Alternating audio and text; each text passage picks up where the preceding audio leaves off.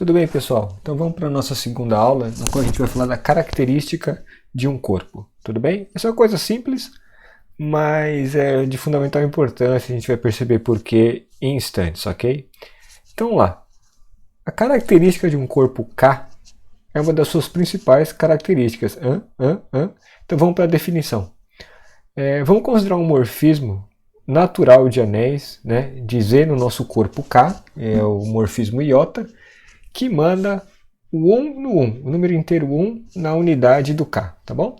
Então, uma vez que a gente definiu a imagem do número inteiro 1, esse morfismo está completamente determinado, certo? Como o iota tem que preservar a soma, o 2 tem que ir no 1 mais 1 de K, o 3 tem que ir no 1 mais 1 mais 1 e assim por diante, ok? Então, uma vez que eu determinei que iota de 1 é 1, este morfismo de anéis aqui fica completamente determinado. Tá legal?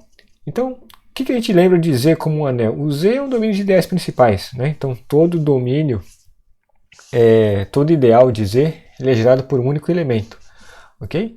Então, existe um N maior ou igual a zero, um número inteiro maior ou igual a zero, tal que N é o gerador do núcleo de iota, ok? Se o N for zero é porque o núcleo é zero, então o iota é injetor. Só que se o N for positivo, quer dizer que o morfismo iota realmente tem um núcleo, tá legal? Então, este inteiro N maior ou igual a zero que gera o núcleo de iota é chamado de característica do corpo K, tá legal? E a notação é essa, né? Característica de K igual a N com esse H aqui, porque essa notação vem do inglês, certamente, ok? Então, veja bem, já que o N é o gerador desse núcleo, tem uma outra interpretação para a característica de K. Ele é o menor inteiro positivo N, né? Tal que a soma de 1 mais 1 mais 1 mais 1 N vezes no corpo K dá zero, né? Já que o N é o gerador do núcleo. Ou se a característica for zero, quer dizer que esse N não existe, ou seja, quando a gente soma 1 mais 1 mais 1 mais 1 no corpo K, essa soma nunca dá zero, tá? Isso quer dizer que a característica do corpo é zero. Tá? Então a gente tem essa distinção de característica zero ou característica positiva, ok? Uma observação quando a característica é positiva é a seguinte: se a característica do corpo K for positiva, então essa característica N tem que ser um número inteiro primo, tá bom? Como é que a gente percebe isso? O jeito mais fácil é de cara usar o primeiro teorema do isomorfismo para anéis, que diz o quê? A imagem do morfismo iota que está contida em K, ela é isomorfa, o que é o domínio, né, que é o Z, cortado quociente pelo núcleo do iota, que é gerado pelo N, ok? Agora, olha só, o K é um corpo. Como o K é um corpo, ele é um domínio.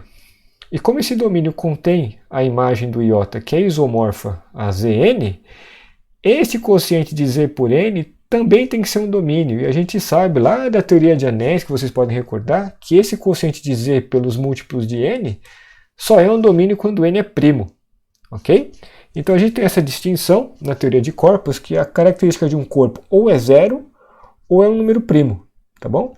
E vários dos teoremas que a gente vai ver tem essa divisão. A gente prova um resultado para ou característica zero ou para característica positiva, né? Os corpos que têm característica zero e característica positiva, eles meio que são os dois tipos básicos de corpos que a gente tem. Ok? Tem um outro jeito de caracterizar e de a gente perceber qual que é a característica de um corpo, que é olhando os subcorpos fundamentais que eles contêm. Então vamos ser bastante claros quando a gente diz isso, né? Se a característica do corpo for zero, quer dizer que aquele morfismo de anéis iota que a gente definiu, ele é injetor, tá? Se ele é injetor, pelo primeiro teorema do isomorfismo, o corpo K tem que conter uma cópia isomorfa do domínio de iota, que é Z, certo? E como K é um corpo, então isso segue daí que o K tem que conter uma cópia isomorfa do corpo de frações do domínio Z, que são os racionais, tá bom? Então vamos recordar, se vocês precisarem, vocês vão recordar como é que é a construção do corpo de frações de um domínio. Okay? Por outro lado, se a característica for um número P' positivo, né? Então agora eu não vou usar mais N, eu vou usar P, porque a gente já viu que a característica positiva tem que ser um número inteiro primo.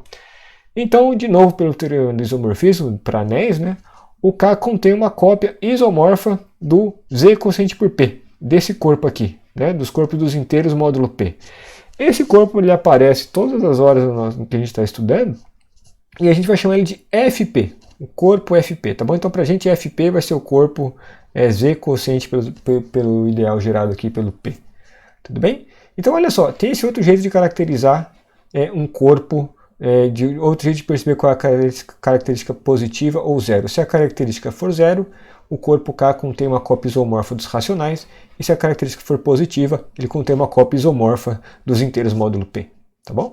Então, isso também é uma coisa legal de a gente manter na nossa mente. Tá? Então, vou dar alguns exemplos aqui, bem facinhos, né? Como os complexos reais e os racionais contêm os racionais, então a característica é zero. Né? Outro jeito bem fácil também de perceber isso é que nesses corpos aqui, racionais, reais e complexos, se você ficar somando 1 mais 1 mais 1 mais 1 mais 1, isso nunca dá zero nesse corpo. Tá legal? Por outro lado, os inteiros do módulo P têm característica P, né? E esse corpo aqui, FP de T, também tem característica P. O que é o FP de T? Né? Parênteses T aqui. Isso aqui é o corpo de todas aquelas expressões, né? Se fosse com colchete aqui, seriam os polinômios na variável T e coeficientes em F de P, tá bom?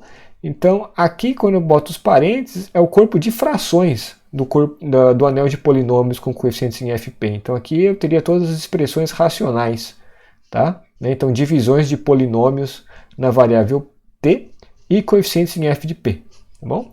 Então, esse corpo aqui, ele contém uma cópia do FP, então a característica dele é P, certo? A cópia do FP que está dentro aqui são formadas pelos polinômios constantes, tá? De grau zero. Okay? Tem um outro corpo chamado aqui de F4, que tem característica 2, tá? E F4 é um corpo com 4 elementos. Eu posso definir ele explicitamente aqui dessa forma. Ele é o 0 e o 1, tá? Sendo que esse 0 e 1 aqui são feitas a adição aqui desse 0 e desse 1, ele é feita módulo 2, então o 1 mais 1 dá o 0. E eu boto um símbolo alfa mais aqui, junto esse alfa junto com o alfa mais 1, esses 4 elementos aqui vão compor o corpo F de 4, e a regra de multiplicação aqui nesse conjunto a gente define como sendo assim, né? Alfa ao quadrado é alfa mais 1, tá bom?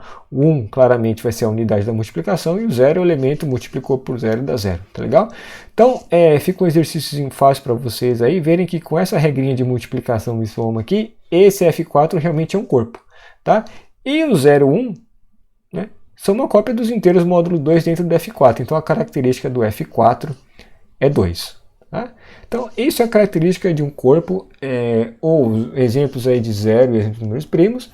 A gente vai ver, né, mais para frente que para qualquer potência de primo, P elevado a qualquer n, vai existir um corpo finito com P elevado a n elementos. Tá? E essencialmente esse corpo é único, ou seja, ele é único a menos de isomorfismo, mas isso a gente vai ver mais para frente um pouquinho. Legal?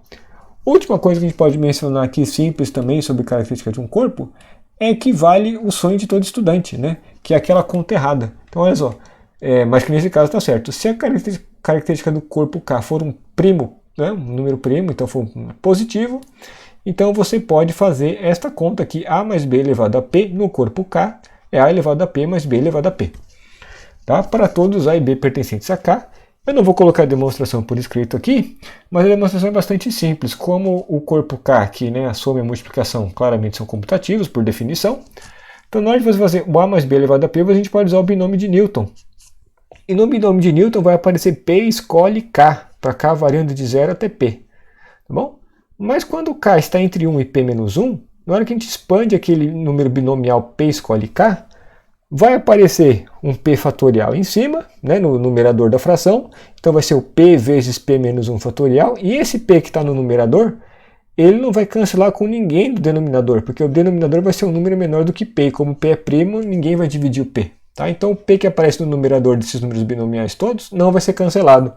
Então vai sobrar só os dois extremos aí do binômio de Newton, que é A elevado a P e B elevado a P. Tá bom? Então, essa é uma observação bastante simples, computacional, mas ela é útil. Então, vale a pena mencionar ela aqui, né, como sendo o sonho de todo estudante. Você faz a conta de um jeito que aparentemente está errado, mas em característica P, isso está certo. Ok? Então, olha só que maravilha. Característica de um corpo é uma coisa extremamente simples, né, e não tem muito mais que eu possa a dizer sobre esse assunto. Então, por hoje é só, pessoal.